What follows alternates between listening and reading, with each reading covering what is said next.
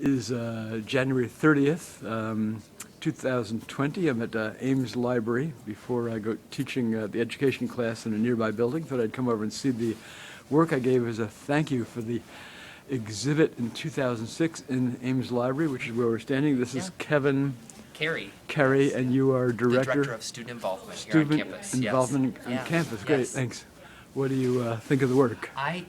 One thing I love about our campus is that we always try to highlight artistic work across campus. As a liberal arts institution, one thing that we value is that we can represent all forms of academia across campus. And in this building alone, we have several different works of art. So it's nice to see people come back and see their art appreciated and uplifting important cultural events in history. And so we thank you so much for letting us have this piece here. Thank you. Very nice.